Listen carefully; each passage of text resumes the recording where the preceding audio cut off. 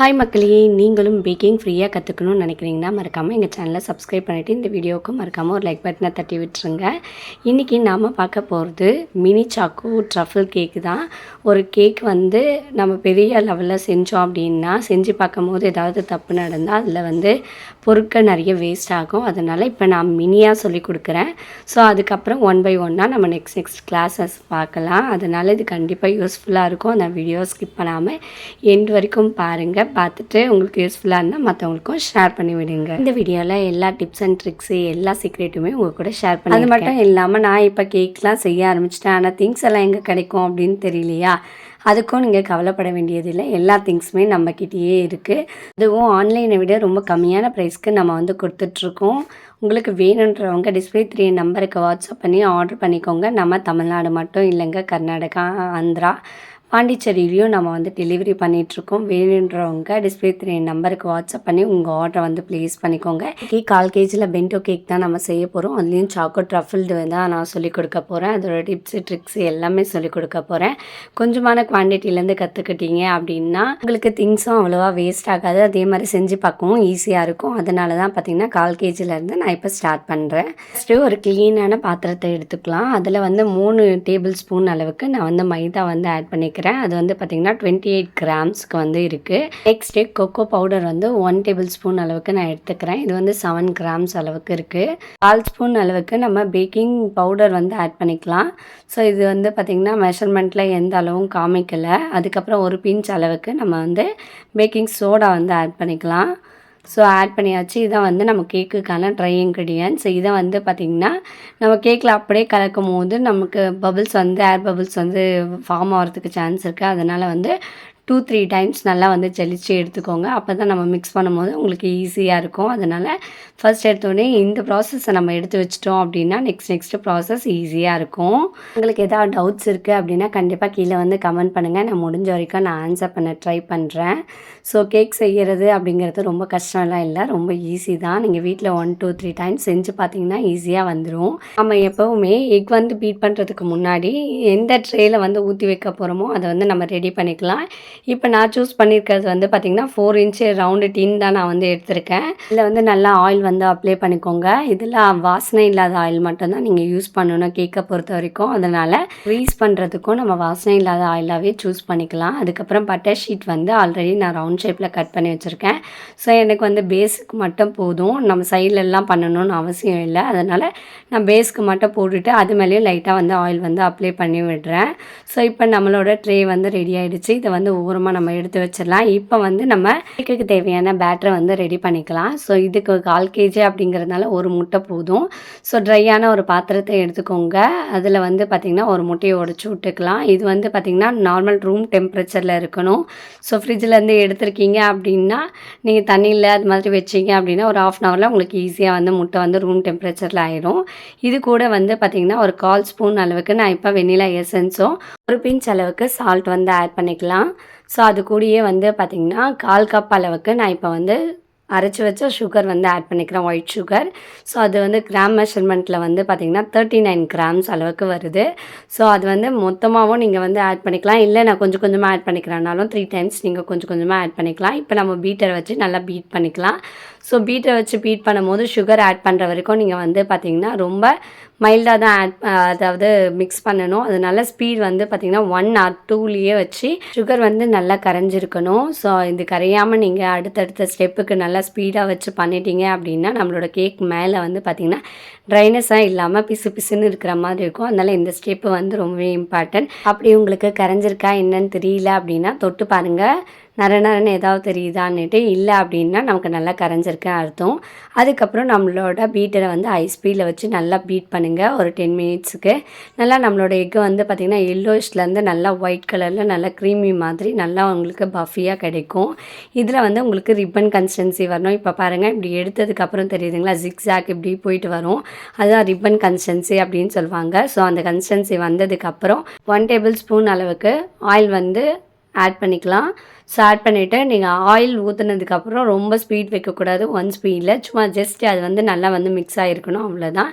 Mix பண்ணதுக்கப்புறமே நம்ம பீட்டரை வந்து of பண்ணி எடுத்துடலாம். இதில் நோட் பண்ண வேண்டிய ஒரு விஷயம் வந்து ஆயில் ஊற்றுனதுக்கப்புறம் ஓவர் பீட் நம்ம பண்ணக்கூடாது. அப்படி பண்ணிங்க அப்படின்னா நம்மளோட கேக் வந்து ரொம்பவே ஹார்ட் ஆகிடும். அதனால் அந்த தப்பை மட்டும் பண்ணிடாதீங்க. ஸோ ஆயிலை ஆட் பண்ணிவிட்டு லைட்டாக ஜஸ்ட் எல்லாத்துக்கூடயும் மிக்ஸ் ஆனால் மட்டும் போதும். அதுக்கப்புறம் நம்ம பீட்டரை ஆஃப் பண்ணிவிட்டு எடுத்து வச்சிடலாம். இல்லை உங்களுக்கு பீட்டரே வேணான்னா கூட நீங்கள் இந்த மாதிரி ஸ்பேட்ஸ்ல வச்சு கூட நீங்கள் ஆயிலை வந்து மிக்ஸ் பண்ணிக்கலாம். நெக்ஸ்ட்டு நம்மளோட ட்ரை இன்க்ரீடியன்ஸை கொஞ்சம் கொஞ்சமாக ஜலிச்சு ஆட் பண்ணிக்கலாம். அப்போ தான் நமக்கு வந்து ஏர் பபிள்ஸ் வந்து வராது. அதே மாதிரி நமக்கு ஈஸியாகவும் இருக்கும் ஆட் பண்ணுறதுக்கு. ஸோ இதில் கட் அண்ட் ஃபோல்டர் மெத்தடில் நீங்கள் கொஞ்சம் கொஞ்சமாக ஆட் பண்ணிக்கோங்க. அப்போ தான் ஈஸியாக இருக்கும். நாம் ட்ரை இன்க்ரீடியன்ஸ் வந்து ஆட் பண்ணும்போது நோட் பண்ண வேண்டியது வந்து பார்த்திங்கன்னா, எப்படி வேணாலும் ஆட் பண்ணலாம் அப்படி கிடையாது. நம்ம ப்ரௌனிக்கு வந்து பார்த்திங்கன்னா எப்படி ஆட் பண்ணாலும் ப்ரௌனி வந்து கரெக்டாக வந்துடும். ஆனால் கேக்கை பொறுத்த வரைக்கும் இதில் ரொம்பவே பொறுமை வேணும். ஏன்னா கண்ணா பின்னா நீங்கள் ஆட் பண்ணிங்க அப்படின்னா நம்மளோட எக்கோட அந்த டபுளாகி கிடச்சிருக்கிறது வந்து ரொம்ப அப்படியே சப்பையாக மாறிடும். அது உங்களுக்கு இப்போ தெரியலனாலும் நீங்கள் வந்து பேக் பண்ணி எடுக்கும் போது உங்களோட கேக் வந்து சப்பையாக ஹார்டாக கிடைக்கும். ஸோ அதனால் இதில் பொறுமையாக தான் நீங்கள் ஆட் பண்ண வேண்டியது இருக்கும். கொஞ்சம் பொறுமையாகவே உங்களுக்கு எவ்வளோக்கு தேவையோ அந்த மாதிரி கொஞ்சம் கொஞ்சமாகவே வந்து ட்ரை இன்க்ரீடியன்ஸ் ஆட் பண்ணிக்கோங்க. இப்போ வந்து 1 டேபிள் ஸ்பூன் அளவுக்கு நான் வந்து மில்க் வந்து ஆட் பண்ணிக்கிறேன். ஸோ அதையும் வந்து நல்லா வந்து மிக்ஸ் பண்ணி விட்டுக்கலாம். ஓவர் மிக்ஸ் பண்ணாமல் ஜென்டிலாக வந்து மிக்ஸ் பண்ணிக்கலாம். இந்த மிக்சிங் ரொம்பவே இம்பார்ட்டன்ட். இப்போ பார்த்தீங்கனாலே தெரியும் கேக்குக்கான பேட்டரு என்ன கன்சிஸ்டன்சியில் இருக்குது அப்படின்னு சொல்லிட்டு. ரொம்ப திக்காகவும் இல்லாமல் ரொம்ப தின்னாகவும் இல்லாமல் இப்படி எடுத்தோம் அப்படின்னா நல்லா ஊற்றுற மாதிரியான ஒரு கன்சிஸ்டன்சியில் இருக்கணும். இதுதான் கேக்கோட கரெக்டான பதம். அது மட்டும் இல்லாமல் கேக் வந்து நம்ம இப்போ நார்மலாக வந்து நல்லா ஹைட்டாக இருந்துச்சு. அது கூட வந்து ட்ரை இன்க்ரீடியன்ஸ் ஆட் பண்ணதும் இப்போ அளவு பாருங்கள், அதை விட கொஞ்சம் கம்மியாகிடுச்சு. அதுக்குன்னு ஓவர் கம்மியாகக்கூடாது, ஓரளவுக்கு கம்மியாக ஆகும் எப்போவுமே. ஸோ அது நீங்கள் பிகினர்ஸாக இருக்கிறதுனால நான் இவ்வளோ வந்து எக்ஸ்பிளைன் பண்ணுறேன்.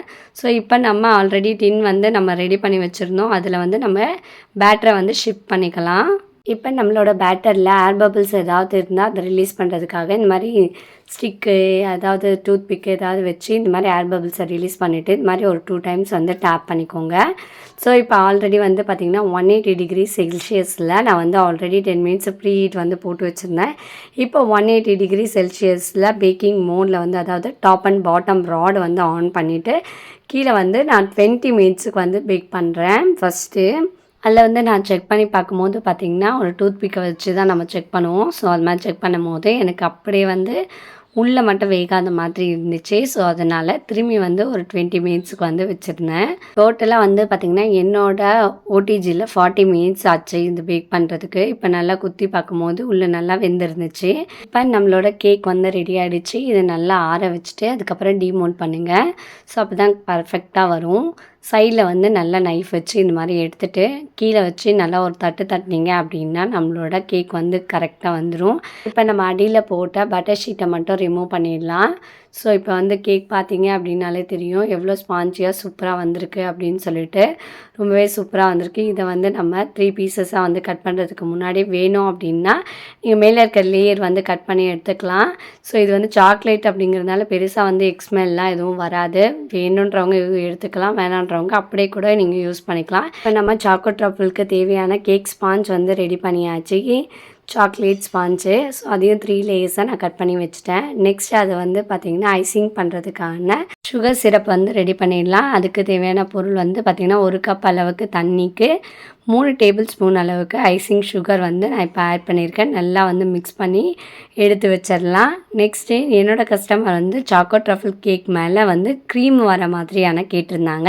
அதனால் கேக்குக்கான க்ரீம் வந்து ரெடி பண்ணிடலாம். அதுக்கு முன்னாடி உங்களுக்கு க்ரீம் வந்து எப்படி வாங்கணும், அதே மாதிரி கேக்குக்கு என்ன க்ரீம் யூஸ் பண்ணுவாங்க, அது எப்படி ஸ்டோர் பண்ணுறது, அது எப்படி மிக்ஸ் பண்ணுறது, அது எப்படி ரெடி பண்ணுறது அப்படின்னு சொல்லிட்டு உங்களுக்கு குழப்பமாக இருக்கா? அதுக்கான தனி வீடியோவே நான் வந்து அப்லோட் பண்ணியிருக்கேன். அதை இன்னும் நீங்கள் பார்க்கல அப்படின்னா டிஸ்கிரிப்ஷனில் லிங்க்கை கொடுக்குறேன். அது மட்டும் இல்லாமல் ஐகான்லேயும் நான் வந்து கார்ட்லேயும் வந்து ஆட் பண்ணியிருக்கேன். ஸோ அதனால் ப்ளீஸ் செக் அவுட். நாம் 1/4 கிலோவுக்கு தான் கேக் செய்கிறோம். அதுவும் வந்து மேலே மட்டும்தான் க்ரீம் வந்து அப்ளை பண்ண போகிறோம். அதனால் 1/4 கப்புக்கு மட்டும் நான் வந்து இப்போ க்ரீம் வந்து ரெடி பண்ணியிருக்கேன். இதை வந்து நான் ஃப்ரிட்ஜில் வந்து ஸ்டோர் பண்ணிக்கிறேன். நெக்ஸ்ட்டு இது சாக்கோ ட்ரஃபிள் அப்படி அப்படிங்கிறதுனால சாக்கோ ட்ரஃபிள்கான தேவையான சாக்லேட் வந்து பார்த்துடலாம். இப்போ நம்ம காம்பவுண்ட் வந்து நான் டார்க் காம்பவுண்ட் சூஸ் பண்ணியிருக்கேன். 100 கிராம்ஸ் அளவுக்கு எடுத்திருக்கேன். அதே அளவுக்கு நம்ம இப்போ விப்பிங் க்ரீமும் எடுத்துக்கலாம். இப்போ நான் வந்து பார்த்திங்கன்னா 1:1 அப்படின்ற ரேஷியோவில் கணக்கில் நான் வந்து எடுத்திருக்கேன். எனக்கு 2 கேக் ஆர்டர் வந்திருக்கு அப்படிங்கிறதுனால நான் 100 கிராம்ஸ் எடுத்திருக்கேன். ஆனால் நீங்கள் 50-50 அப்படிங்கிற ரேஷியோவில் எடுங்க, கரெக்டாக இருக்கும் நீங்கள் செய்யக்கூடிய இந்த பென்டோ கேக்குக்கு. இப்போ நம்ம கரெக்டாக அளந்தாச்சு.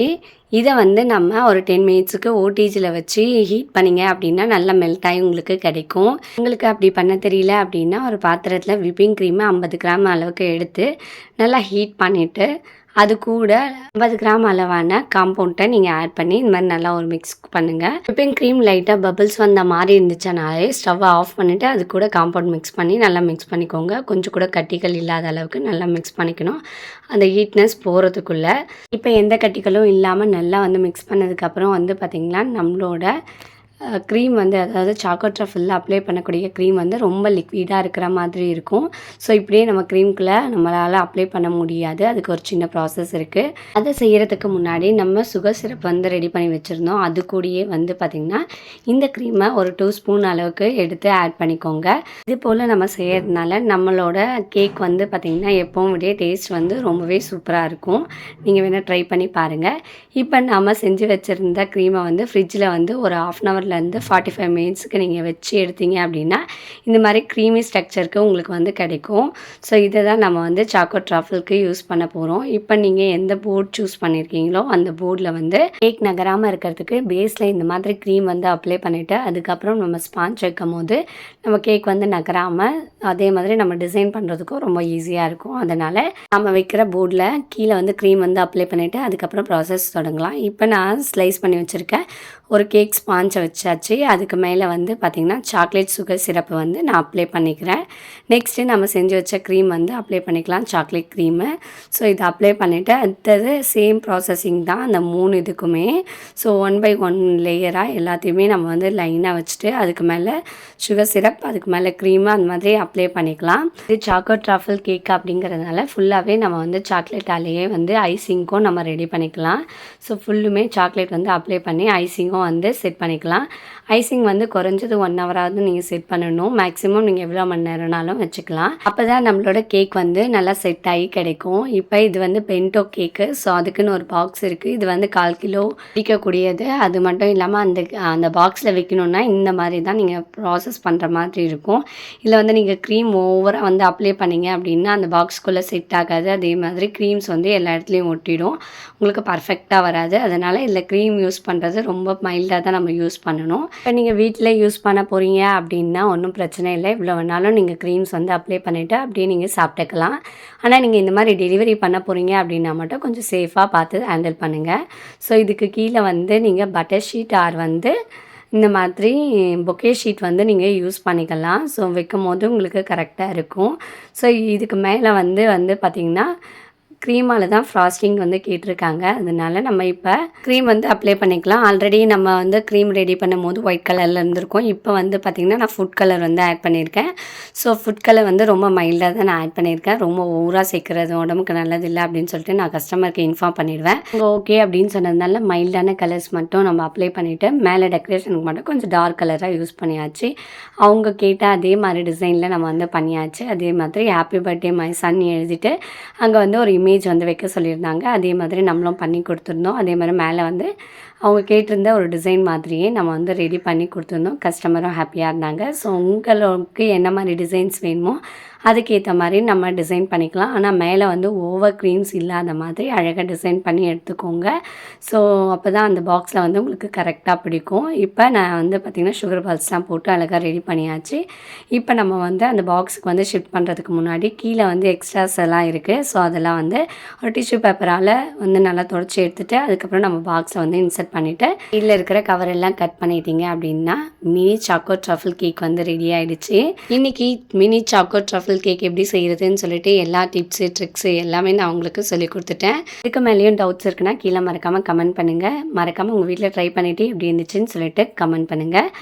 இந்த வீடியோ உங்களுக்கு பயனுள்ளதாக இருக்குன்னா மறக்காமல் ஒரு லைக் பட்டனையும் தட்டி விட்டுருங்க. அதுக்கப்புறம் சேனலையும் சப்ஸ்கிரைப் பண்ணி வச்சுக்கோங்க. மற்றவங்களுக்கு யூஸ்ஃபுல்லாக இருக்கும்னா மறக்காமல் ஷேர் பண்ணி விடுங்க. இதோட நெக்ஸ்ட் வீடியோவில் பார்க்கலாம். சட்டா பாய்.